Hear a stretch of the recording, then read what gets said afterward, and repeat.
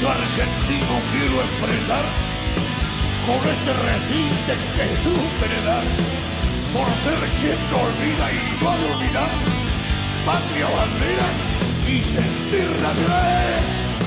Cumpliendo un sueño de niño estoy, cantando el nombre de Juan Perón, pues de mi tierra fue benefactor y no seré yo quien lo olvide, no. Bueno, una nueva edición de Renacimiento Nacional. Aquí no vamos a hablar hoy de los golpes de Alberto hacia Fabiola, ni de cosas de ese tipo. Tratamos de instalar los grandes temas nacionales. Tenemos programas sobre la deuda externa, sobre el cooperativismo, sobre el problema de la pesca, sobre la soberanía en las Islas Malvinas. Bueno, una serie de temas realmente estratégicos para armar las mentalidades que van a luchar y que están luchando por la defensa de los intereses nacionales y de los intereses populares.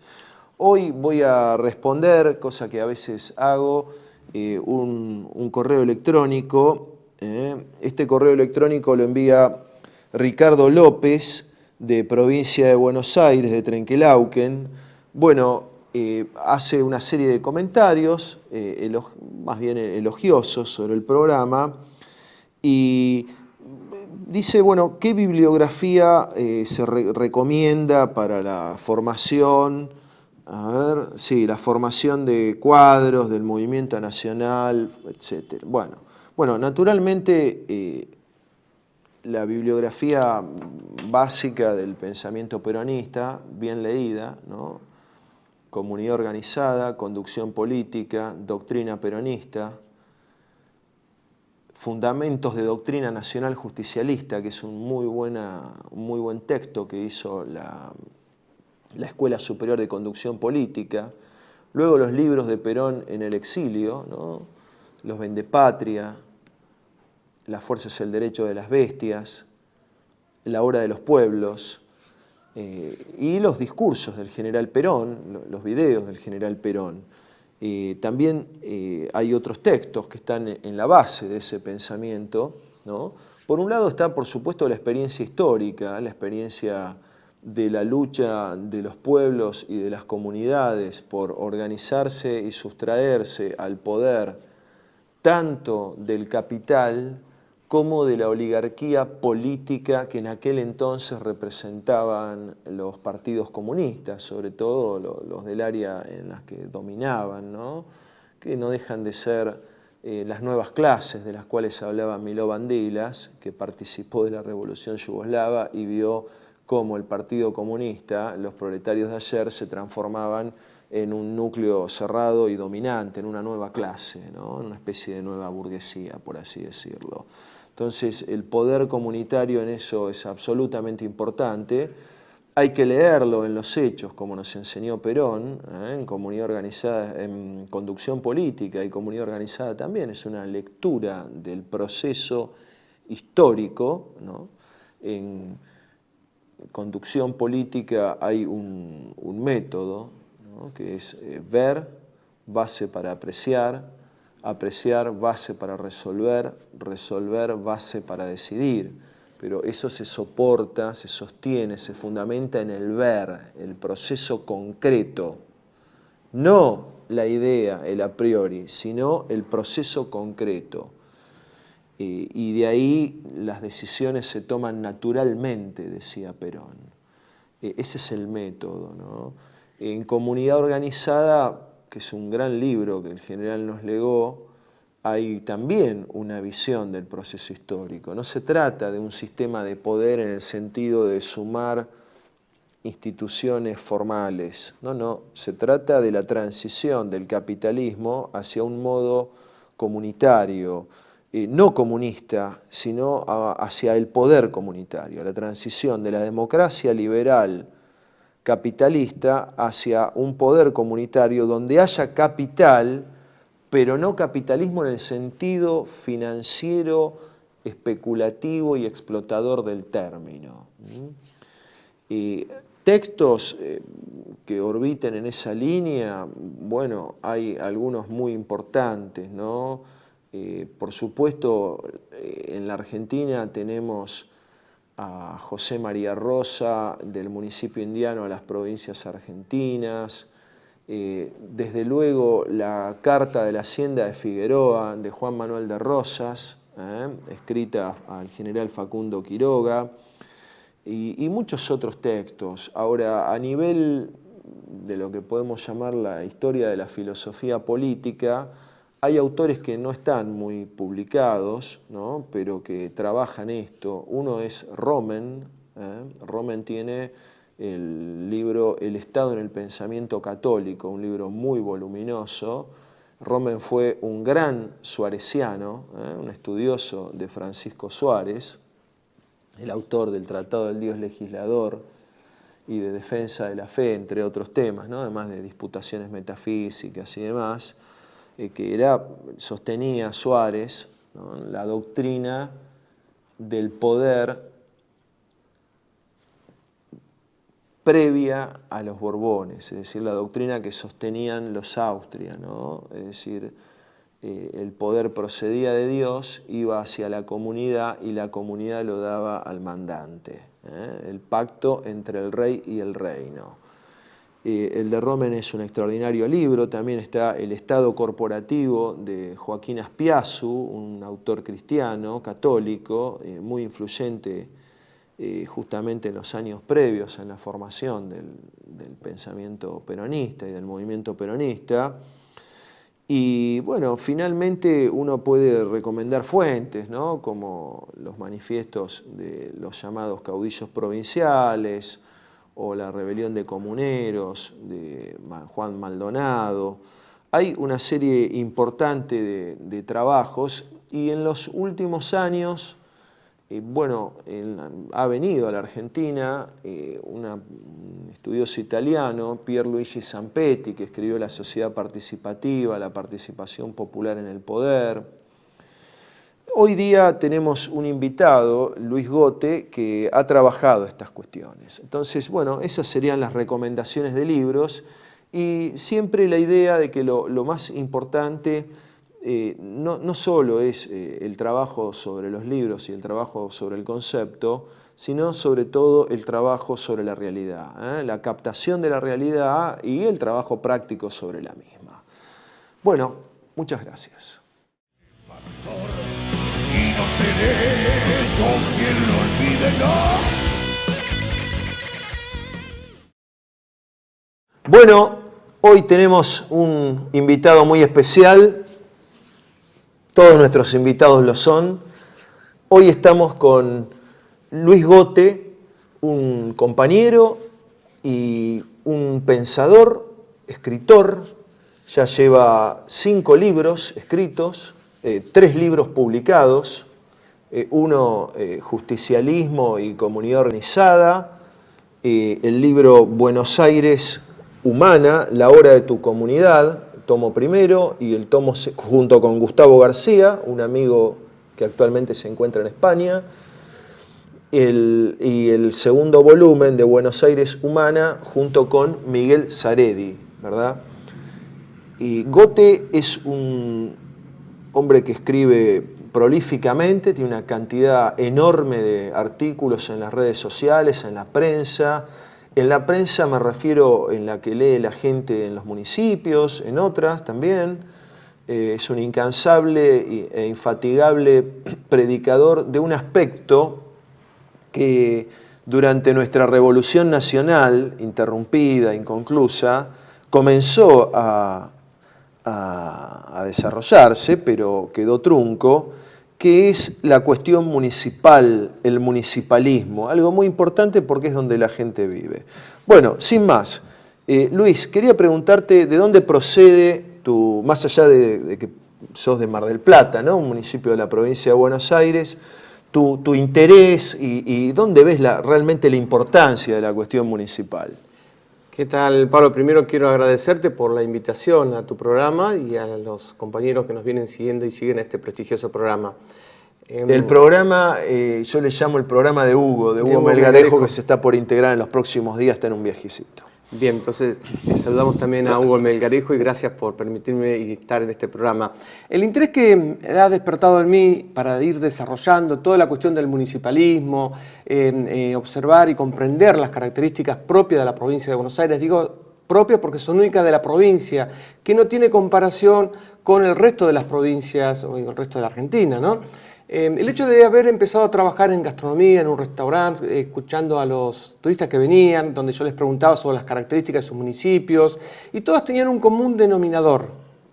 Me decían, vamos para atrás, esto va mal, nuestros hijos no tienen futuro, no hay posibilidad de desarrollo, de crecimiento. Terminando la temporada, después me tomaba un mes de vacaciones, recorriendo la provincia, viendo las características de los municipios, y no lograba comprender y entender lo que me decían los turistas con los que hablaban, con la realidad que veía. ¿Cuál era la realidad? El potencial, enorme crecimiento que podrían tener esos municipios si se aplicaran propuestas políticas serias y concretas, que muchas de ellas tienen que ver con el principio de comunidad organizada.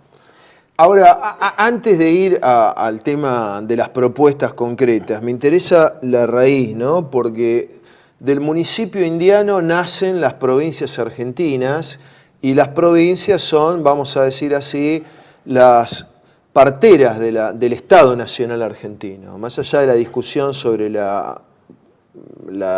nacimiento de la Argentina como nación, ¿cómo ves todo ese proceso histórico? Porque sigue operativo. Sería largo de explicar, pero voy a tratar de sintetizarlo y que en esa síntesis no se pierda la esencia de la respuesta a tu pregunta. Hay un desconocimiento profundo sobre el federalismo en la Argentina. La mayoría cree que deviene del constitucionalismo, del federalismo norteamericano, porque se sospecha o se dice o se viene diciendo, sobre todo en nuestra formación primaria y secundaria, que la Constitución Nacional es una copia de la Constitución norteamericana. Obviamente sintetizando, ¿no? Cuando esto no es real. Hay dos etapas del federalismo, una previa a 1853 y una posterior a 1853. La posterior tiene un objetivo, desnaturalizar a España, fomentar la leyenda negra. De España no aprendimos, no obtuvimos nada de España, solamente explotación, esclavitud, sufrimientos para los que, sobre todo para las comunidades prehispánicas. Entonces se trata de ocultar esto y perdimos toda una rica herencia que recién ahora, de alguna forma, está reflotándose. Y también los historiadores del revisionismo han tomado, como, bueno, Pepe Rosa, Vicente Sierra, por nombrar algunos. Con respecto a esto, el tema de... por ejemplo, con el tema de José María Rosa, yo entiendo que ha ejercido una influencia importante en vos, sobre todo el libro del municipio indiano a las provincias argentinas, ¿no? Porque él rescata una institución que se ha perdido en la historia, que solamente lo recordamos los 25 de mayo, que es el Cabildo. El Cabildo es el hecho generador de que empecemos a concebir una idea de independencia con respecto a la madre patria. Siempre se toma como antecedente las invasiones inglesas, la invasión napoleónica, pero el verdadero artífice de que nuestras comunidades, desde España, desde México hacia la Argentina, empecemos a generar, casi al unísono, porque entre 1810 y 1816 o 20, todas las regiones que componían los virreinatos empezaron a trabajar en esa concepción, porque ya había una maduración humana y poblacional también, para empezar a gestionar y administrarse por sí mismo, que fueron aprendiendo a través de la actuación y la relación entre el vecino y el cabildo. A ver, en aquella época vos no estabas mirando hacia el virreinato para que cumplan determinada función, o vos querías pedirle o solicitarle que desarrolle determinadas actividades que vos necesitabas, no sé, desde cabildo o algún tipo de seguridad por el avance de los aborígenes, de los ladrones y todo lo demás. Tampoco estabas mirando ni le exigías al rey. Vos no mirabas hacia arriba de forma vertical, mirabas hacia el costado de manera horizontal. El poder, si se quiere, era de manera horizontal. Vos mirabas al cabildo y al alcalde, vos ibas a solicitar que se cumplan determinadas exigencias, o cuando vos tenías problemática ibas ahí a resolver los problemas. Claro. Cuando el alcalde veía que un problema mayor o un peligro inminente podía afectar a la región, se llamaba cabildo abierto, donde todos participaban en las tomas de decisiones. Perfecto. Es ahí donde nace el sentido de comunidad.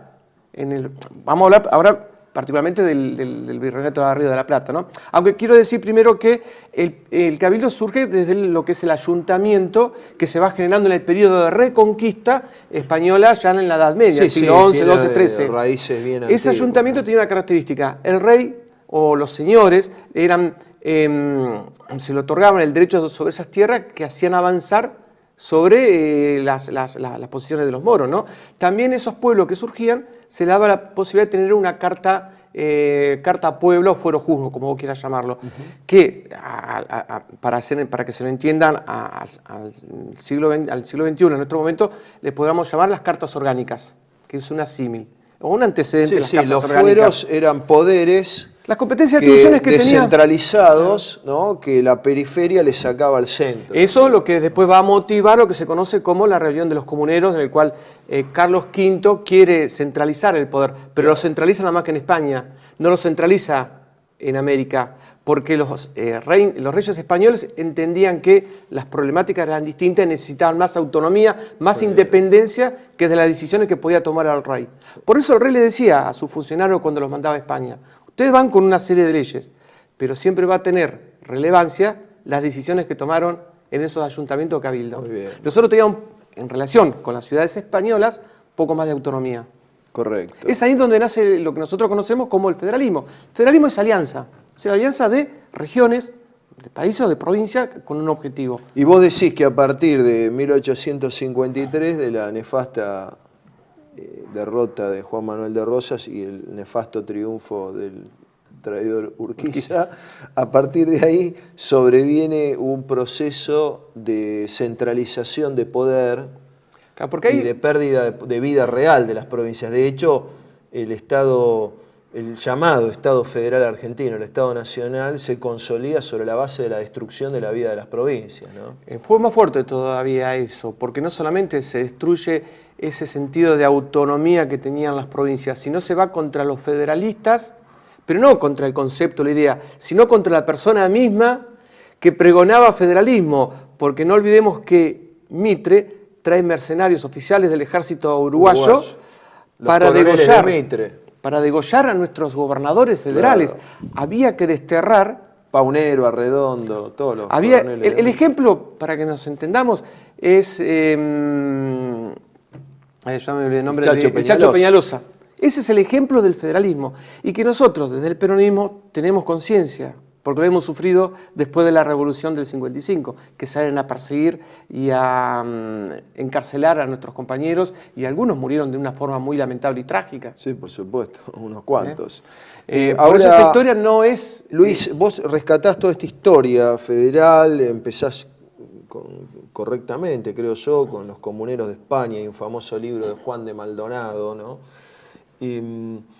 Y traes los orígenes de cómo se va vertebrando la nación argentina y cómo el federalismo es un hecho objetivo, ¿no? Hegel diría del espíritu objetivo, es decir, de las instituciones con vida orgánica, ¿no? De los papelitos. Y luego viene una república federal más bien basada en los papelitos, es decir, nominalmente federal, pero crecientemente centralista, ¿no? Y unitaria.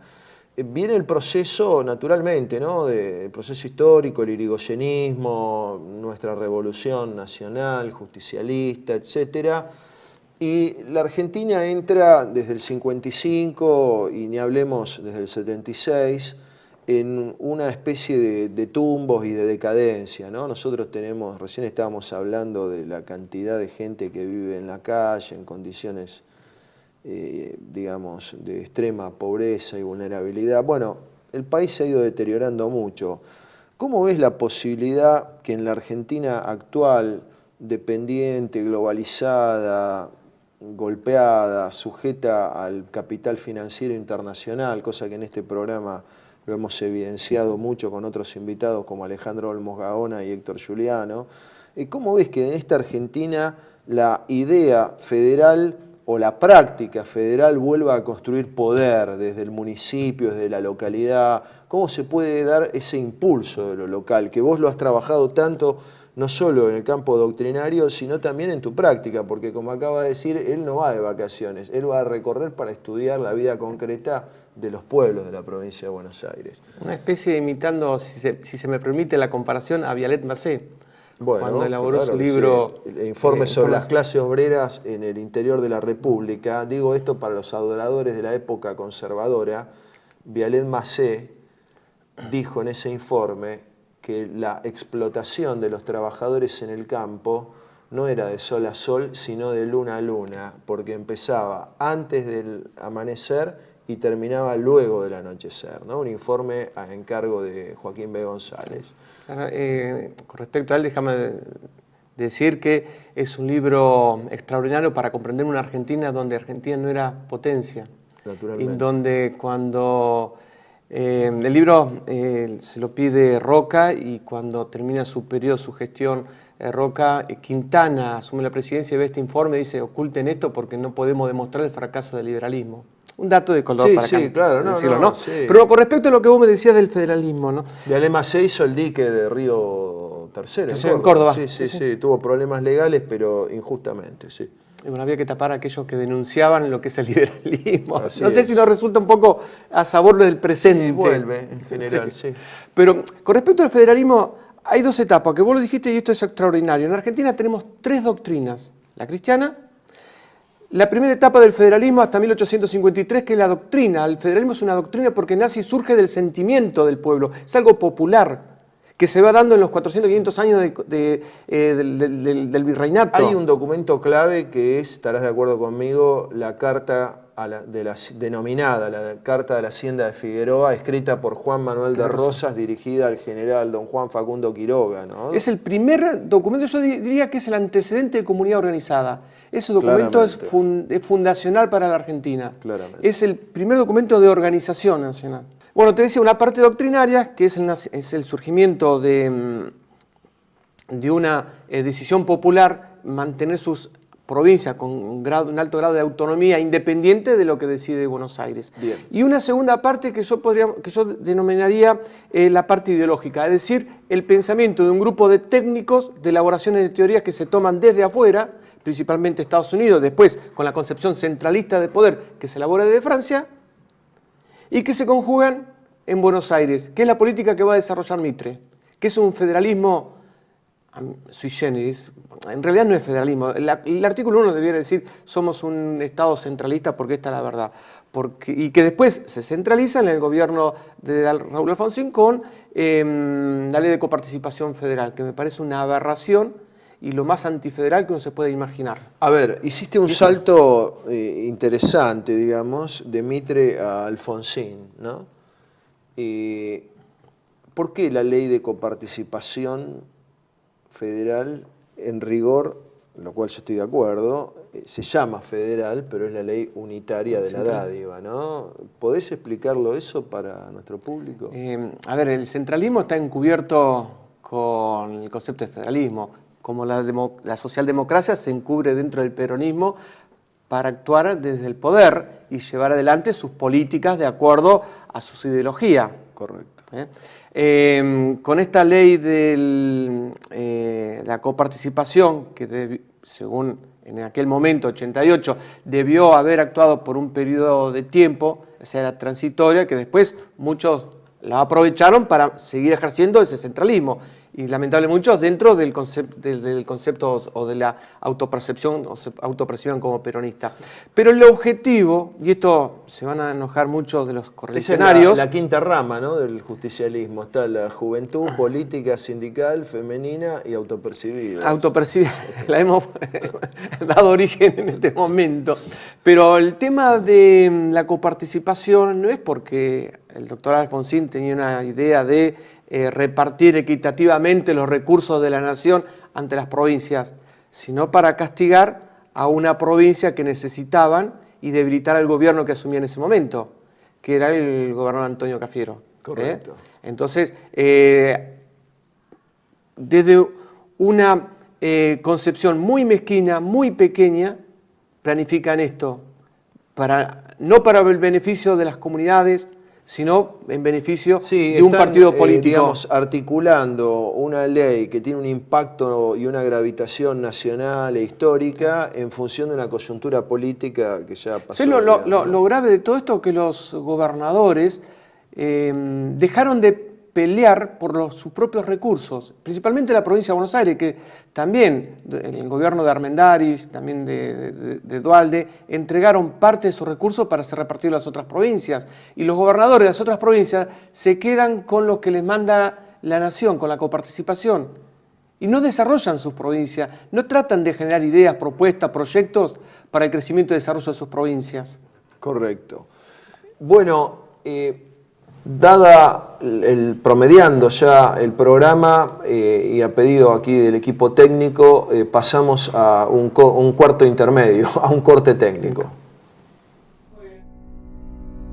TLV1 se complace en anunciar que estará transmitiendo en su canal TLV1 Clips valiosos programas emitidos antes de la censura sufrida. El lienzo prohibido, el revés del derecho, combates por nuestra historia, disenso, historias de Malvinas, entre otros que podrán encontrar en este enlace.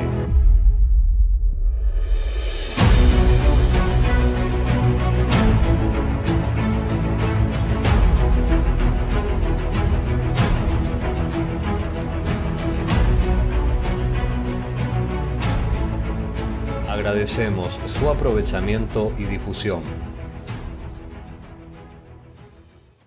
Bienvenidos a CEPA, Centro de Estudios del Pensamiento Americano. Nuevo sitio web de cursos de formación en política, filosofía, historia, literatura, geopolítica, religión, psicología y más. Cursos de formación que reflejan el verdadero pensamiento americano. Lo invitamos a elegir el curso de su agrado ingresando en www.cepa.la.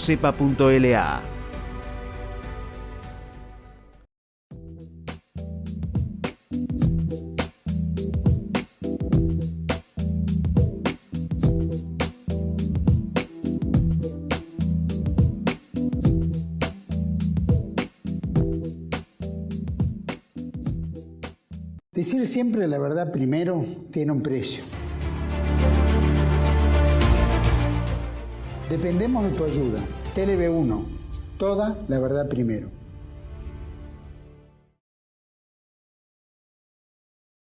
Bueno, continuamos aquí con Luis Gote, autor de una serie de libros muy importantes, Buenos Aires Humana 1 y 2, y un investigador de la cuestión local, federal, del poder municipal, ¿no? Del poder comunitario asentado en el terreno.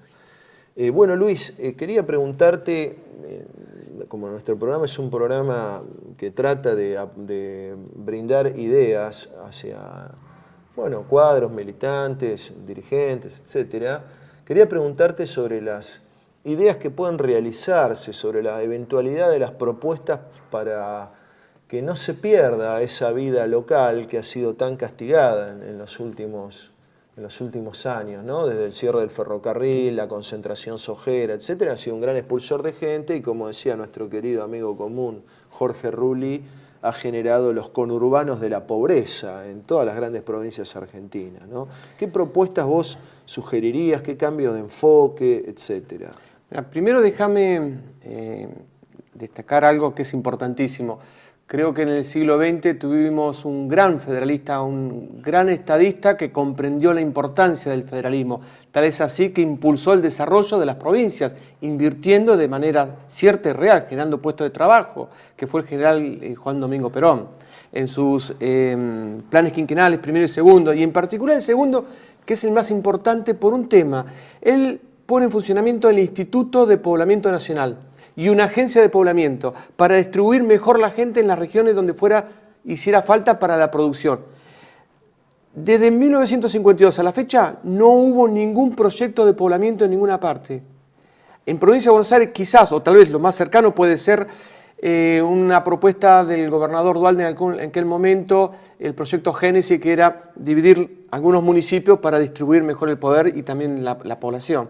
Pero más allá de eso no hubo absolutamente nada. Y esto ha llevado que se concentre, se centralice la población en lo que conocemos en el conurbano, como conurbano, o también si lo queremos expandir un poco más, el conurbano son 24 provincias, 24 municipios, perdón, 24 municipios. Después tenés el Gran Buenos Aires, que son 40 municipios.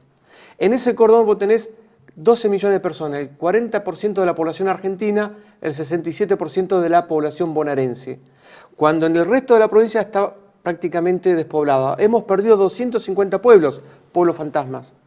Esto equivale a no solamente que la gente se retire de esos pueblos y se vaya al conurbano, sino que avance la desertificación también. Claro. ¿Y esos pueblos cómo, digamos... Ahora, ¿cómo repoblar? Exacto. ¿Cómo repoblar, digamos, el concepto con es... actividades genuinas? No estoy hablando de subsidios imposibles. A ver, ¿cómo desconurbanizar para repoblar toda la región surera, que es centro y sur de la provincia de Buenos Aires?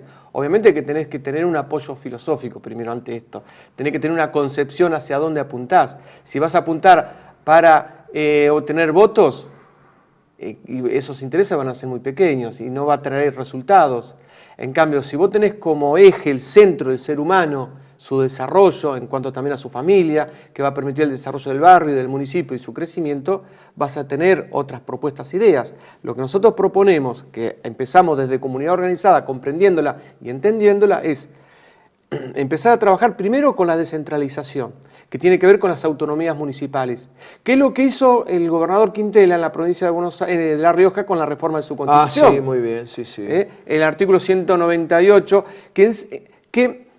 a ver, se pueden hacer algunos cuestionamientos. O sea, no hay una Constitución que es perfecta. Siempre va a haber algo que se le pueda cuestionar. Pero lo que hace esta Constitución de La Rioja, reformada recientemente, es que el capítulo dedicado al municipio es de lo más avanzado de la América Hispana, porque eleva categoría al municipio de Estado, reconociendo 3 estados: el Estado municipal, el Estado provincial y el Estado nacional, el Estado provincial y el Estado municipal. Esto le da más atribuciones, competencias a los intendentes, con recursos genuinos y propios, obviamente, también. Y la Constitución de Mendoza también está siendo reformada. El Partido Justicialista Mendocino ha presentado un proyecto de reforma.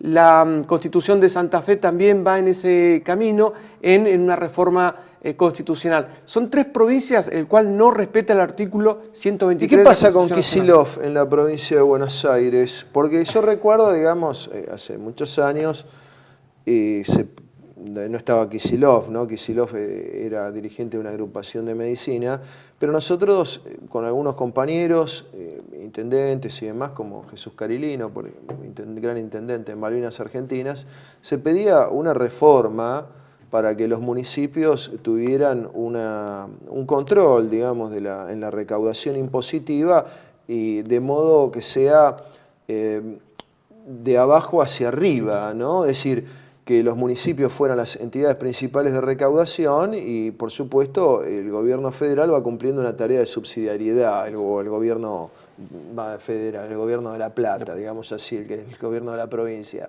y no al revés, es decir, que el intendente tuviera que pedirle al gobernador. Por eso se luchó bastante, pero sin resultado. Recuerdo que incluso se le pidió a Felipe Solá, yo creo que en aquel entonces... bueno, no recuerdo si fue Aldo Rico el que le pidió en un discurso, o Joaquín de la Torre, pido disculpas si me equivoco. ¿Qué pasa con eso, con Kicillof? ¿Está de acuerdo con descentralizar o quiere seguir teniendo la lapicera? Ya lo hemos escuchado en las diferentes manifestaciones, por ejemplo el año pasado, cuando dijo... ¿Para qué quieren autonomía los intendentes? Si quieren realizar obras, que vengan acá y me pidan el dinero. ¿Dijo eso, pero en público? En público, que es algo aberrante, se parece a los señores feudales de la Edad Media, es propio de la Edad Media. Los señores feudales por lo menos tenían una concepción un poco más descentralizada, ¿no? Bueno, hay distintas manifestaciones, de hecho, de que está en desacuerdo con el tema de la descentralización. Pero yo creo que porque no la comprende y no la entiende, y tampoco comprende y entiende la provincia de Buenos Aires, dado que él es nacido, criado y ha desarrollado toda su carrera política en la ciudad de Buenos Aires. Claro. Que esto es un valor negativo, por cuanto la provincia de Buenos Aires, como te decía hace un rato, tiene sus propias características y particularidades y hay que entenderla. Ese es el grave problema que tienen los gobernadores. De 74 gobernadores, desde Rocha, que funda la ciudad de La Plata en 1880, a este momento, de estos 74, solamente 14 nacieron en provincia de Buenos Aires, todo el resto en Capital Federal. ¿Por qué es esto? Y quizá una respuesta inmediata y rápida, te digo que un gobernador, una persona en Capital Federal tiene más conocimiento o es más conocida en el conurbano. Entonces no hay que hacer tanta promoción ni al respecto. Los medios de comunicación están en el conurbano, los más importantes, los más masivos.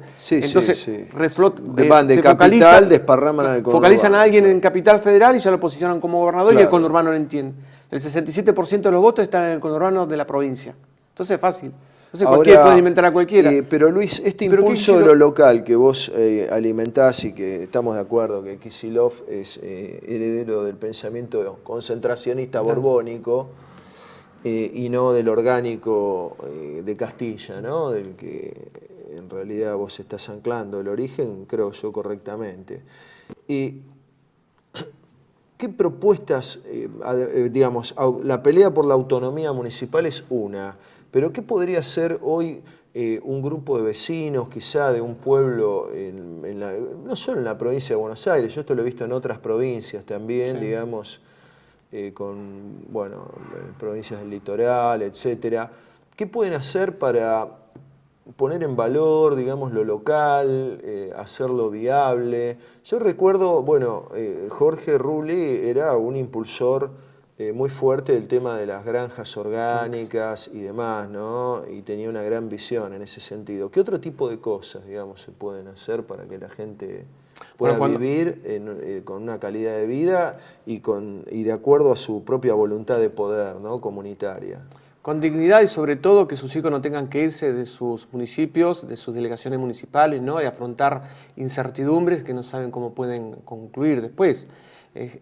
Fíjate, yo te decía que los municipios están perdiendo población. El centro y sur tienen tasa de crecimiento negativo, poblacional, no negativo. Sí, sí. A ver, ¿en qué le puede cambiar la vida a los municipios y al vecino en un esquema de autonomía? La autonomía implica también que se tengan cartas orgánicas, lo que estamos hablando hoy hace un momento, una constitución local que establezca cuáles son las funciones, no solamente del intendente, sino de las juntas vecinales. Los vecinos van a tener que organizarse de acuerdo a determinadas características de actividad laboral, sí, profesional. Es lo que nosotros llamamos las organizaciones libres del pueblo. Claro. Para coadyuvar las tomas de decisiones del intendente y orientarlo en dónde va a tomar esas decisiones, decisiones políticas en el armado del presupuesto. Entonces va a hacer que las políticas sean más efectivas y ese dinero, esa contribución vayan a los lugares que deben ir. También permitiría, como vos decías de las granjas orgánicas de Rulli, no eran de Rulli, ¿no? Era la idea, y sí, además sí, Rulli, sí. Jorge tenía y tiene la familia, ¿no? Su granja. Permitiría que los intendentes, junto con las intendencias vecinas, municipios vecinos, cuando los municipios tengan las mismas características, empiecen a organizarse y a trabajar en conjunto en un esquema regionalista, que esté focalizado en la producción y en las cooperativas productivas, pero en el viejo esquema del cooperativismo, la de nuestros abuelos, sí, trabajar en conjunto, cooperativas productoras de aceite para ser suministrado a las familias menos pudientes o más carecientes, con un precio obviamente o al menor. Estado también, ¿no? A los colegios, los comedores. Que también se podrían organizar pequeños IAPI regionales, donde los municipios... ¿Cómo es eso? A ver, el IAPI era el Instituto Argentino de Promoción del Intercambio. ¿Qué hacía el IAPI en los tiempos de la primera presidencia y parte de la segunda presidencia de Perón? El IAPI lo que hacía era comprar la cosecha, ¿no? Al productor y venderla al extranjero. Y sobre esa base había una renta agraria diferencial, que era el producto de las condiciones favorables topográficas y climáticas argentinas en relación a los costos. Era mucho más barato el costo de producción en Argentina que en el resto del mundo, y esa diferencia llamada renta agraria diferencial, ¿no? El IAPI la destinaba a dos grandes sectores, ¿no? Por un lado, el Banco de Crédito Industrial, que financiaba a las industrias con apoyo crediticio y técnico, y por otro lado lo que se llamaban hoy día, digamos, las políticas sociales, que no era de planes sociales como los conocemos hoy, sino que básicamente eran de planes de vivienda y de construcción de infraestructura social, cosa que movilizaba el trabajo, no solamente ponía platita en el bolsillo. Acá Luis nos está dando una idea bien interesante, que es los IAPIs locales. O regionales. O regionales, digamos. ¿Cómo sería esto?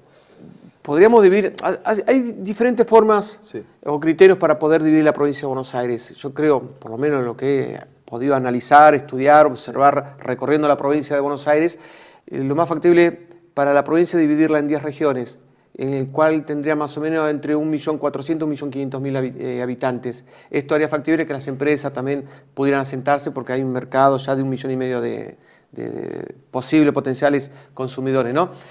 Entre 9, 10, 11 municipios en cada una de estas regiones, trabajar en conjunto, constituir, para esto habría que reformar o rever o ver alguna forma de poder, entre comillas, engañar a esta ley que es un decreto militar de las instituciones financieras, que viene de Onganía, después la retoma Videla, ¿no? Y poder la ley de entidades financieras, claro, bueno, esa por supuesto que ver esa la la posibilidad pensamos cambiar, de sí. generar un banco intermunicipal. O también puede ser el Banco Provincia que pueda articular con todo esto y trabajar en conjunto. Claro. Donde estos municipios, los intendentes, puedan comprar parte de la cosecha de los productores. Es decir, determinada cantidad de toneladas de girasol, de trigo, o dárselas a las cooperativas de producción para que generen aceite, harina, pastas. O y diversificar, ¿no? También la Sí, sí. producción, sí. Vos últimamente, por lo que hemos conversado, hiciste una muy buena recorrida en el sur de la provincia de Buenos Aires, en la zona de Torquins, ¿estoy equivocado? Torque, Villarino, Bahía Blanca, Villarino, Bahía, Montehermoso, bueno. el puerto de Manuel Belgrano, por la base naval. La base naval Belgrano, de la Marina, famosa.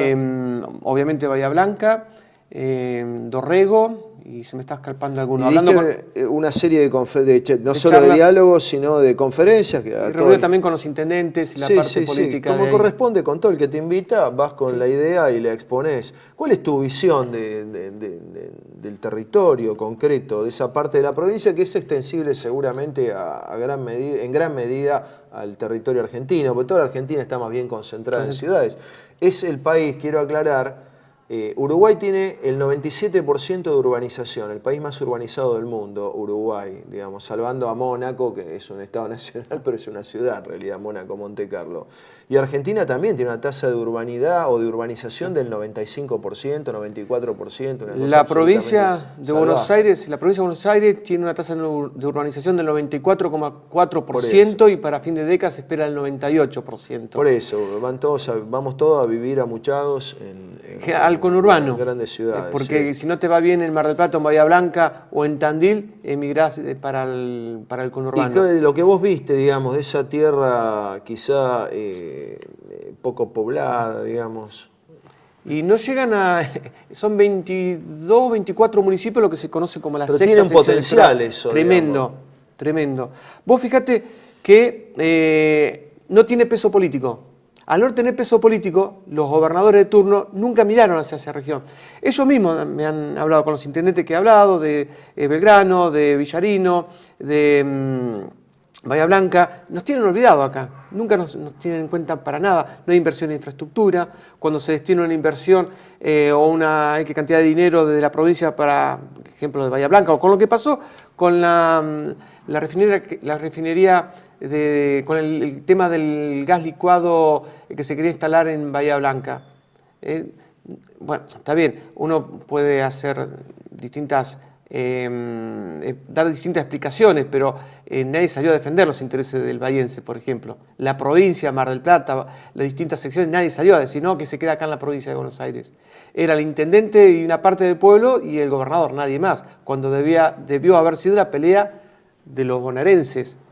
Vos fíjate que el concepto de bonaerense no está arraigado en la provincia de Buenos Aires, no existe. Nadie se identifica como bonaerense. Vos vas a Tucumán, te decís soy tucumano, o vas a Entre Ríos. Pero bueno, esa cuestión de la identidad es otro tema. Se encuentran aislados con respecto a las políticas públicas del gobierno. No tiene pesos políticos. Pasa eso desde el centro de la provincia hacia el sur. Pero si vos lográs liberar esa energía que tiene ese sector de la provincia de Buenos Aires, esa región, te puedo asegurar, Pablo, que en pocos años duplicamos el Producto Bruto Geográfico de la provincia. Vos fíjate que contradictorio, no tenemos poder político, pero tenemos poder económico. ¿Cómo visualizaría los pasos hacia la liberación de esa energía creativa, productiva, ¿no? Por supuesto.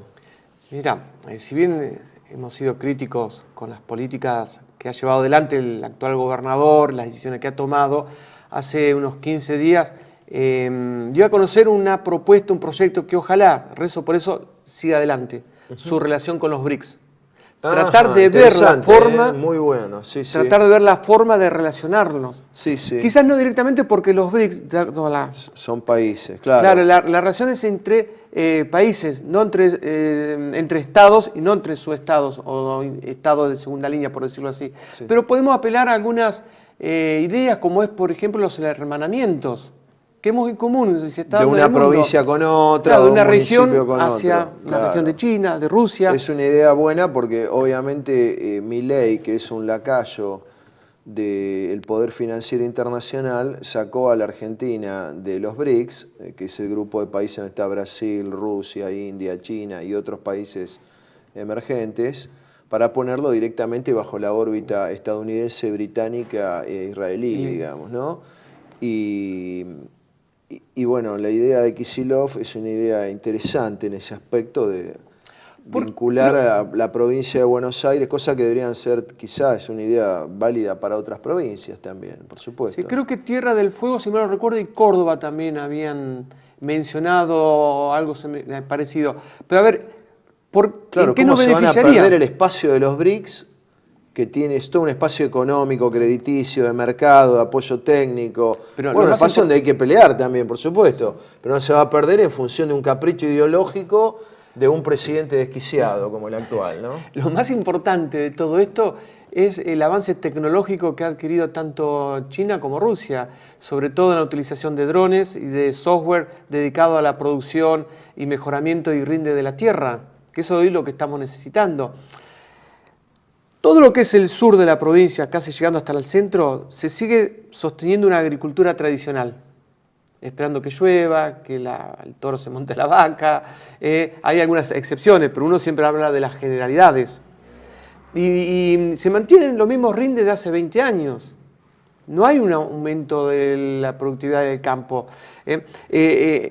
Con la tecnología que se pudiera utilizar, que viene desarrollando China, podríamos tener un mejor rinde sin afectar al medio ambiente, que eso es fundamental. Y podríamos hacer retroceder el desierto que viene avanzando desde La Pampa a la zona norte de Bahía Blanca y demás. Casi el 27% de la superficie bonaerense está comprometida con la desertificación. ¿Cómo es eso? No se está haciendo absolutamente nada de esto. Explícalo bien esto nuevamente, porque es un tema estratégico, digamos. El 27% del territorio de la provincia de Buenos Aires está comprometido con el avance de la desertificación. Dos motivos fundamentales, para ser más sintético: por falta de poblamiento, por el retiro de las poblaciones en esos lugares donde debieran estar asentadas. O sea, poblamiento, son delegaciones municipales que la ciudad cabecera no cumple con sus funciones de infraestructura, de inversión, la gente se retira y se va. Y eso queda abandonado. Como viste en las películas americanas que vos ves en esos pueblos donde el rodillo de paja va rodando, bueno, pasa eso. Y la naturaleza en ese sentido va avanzando. Y el otro por el tema de la agricultura, de esa agricultura tradicional que no tiene en cuenta las características del suelo, del humus y todo lo demás, que se va perdiendo. Se va, por decirlo más rápido, desapareciendo. O sea, habría que hacer rotación de suelos, tener todo un esquema pensado. Obviamente que sí. Y obviamente que hoy tenés la tecnología para revertir esto. Ahí está. Y tenés que buscar la forma de que tengamos un intercambio tecnológico con el caso de China. Natural, sí. A ver, Pablo, tenemos 150 años, 200 años de relación con Occidente, con Europa, Estados Unidos. No hemos recibido absolutamente nada de ellos, salvo algunos que otros garrotes. Bueno, pero algunas cosas. Bueno, de Estados Unidos no, pero en las relaciones con Europa no han sido, bueno, no han sido del todo para mal, nosotros no. Porque, no, pero hemos sí algunas cuantas cosas que ahora no vienen al caso, pero entre otras tengo que mencionar, ahora que murió Alain Delon, los Exocet, ¿no? Que les clavamos a los británicos en la guerra. Gracias, Francia.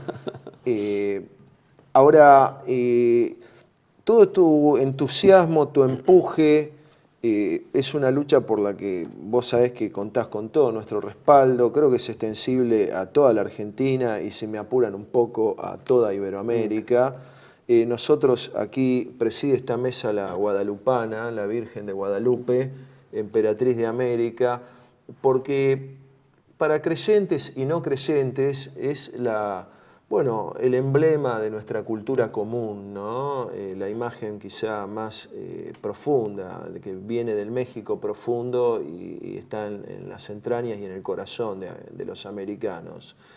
¿Vos pensás que la participación comunitaria, el impulso comunal está en el destino de América, verdad? Estoy convencido de que es así, Pablo. Estoy totalmente convencido por los contactos que tengo también con compañeros de América Hispana, mexicanos, venezolanos, ecuatorianos, bolivianos, peruanos, ellos aún conservan ese espíritu comunitario, de comunidad. Está muy fuerte. Y en el norte argentino también. Y eso lo podemos observar en las fiestas regionales, cómo participan. No es que desde el poder político se decide vamos a organizar esto para traer turismo. No, la gente misma se va organizando. Saben el lugar del stand donde van a tener que ocupar, lo que van a llevar para su venta, las distintas actividades festivas que se van a realizar, los distintos números de actuaciones que se van a llevar adelante. Esto es parte de ese sentido comunitario. Ahí nadie está diciendo vos haces aquello, vos el otro. Cada uno sabe lo que tiene que hacer llegado el momento de esa fiesta regional. Correcto, es decir, la potenciación de los tejidos comunitarios, claro, las funciones, misiones y funciones que tiene cada uno. ¿Cómo, ya para ir concluyendo, Luis, vos estás presentando el libro Buenos Aires Humana, y el segundo es la hora de los intendentes. La hora de los intendentes. ¿Dónde se puede adquirir? ¿Qué editorial? ¿En qué librerías? Eso se encarga de Editorial Fabro. O pueden ir a la página de internet de la Editorial Fabro, mandar un mail o llamar un WhatsApp y se encarga de ellos de hacer llegar el libro a quien lo solicita. Correcto, pero seguramente va a estar en las principales librerías porteñas porque Fabro tiene importantes lugares ahí. Bueno, Luis, desde ya muy agradecido por tu presencia en nuestro programa. No, gracias a ustedes por la invitación y déjame terminar con esta frase, que la provincia de Buenos Aires tiene un potencial enorme. Yo siempre digo que la provincia de Buenos Aires es un país dentro de otro país. Si ordenamos y organizamos la provincia de Buenos Aires, podemos ordenar y organizar a la propia Argentina. Y si organizamos la Argentina, y de esto estoy convencido, podemos conducir también o ser parte de la conducción de los destinos de la América Hispana. Los americanos, los hermanos de América están esperando que nos organicemos para que América logre el destino común, que es su desarrollo y la felicidad de su pueblo, ¿no? Muchísimas gracias. Bueno, con estas palabras damos por finalizado el programa Renacimiento Nacional del día de hoy. Con este resiste que supe dar, por ser quien no olvida y no ha de olvidar, patria, bandera y sentir nacional. Cumpliendo un sueño de niño estoy, cantando el nombre de Juan Perón, pues de mi tierra fue benefactor, y no seré yo quien lo olvide, no.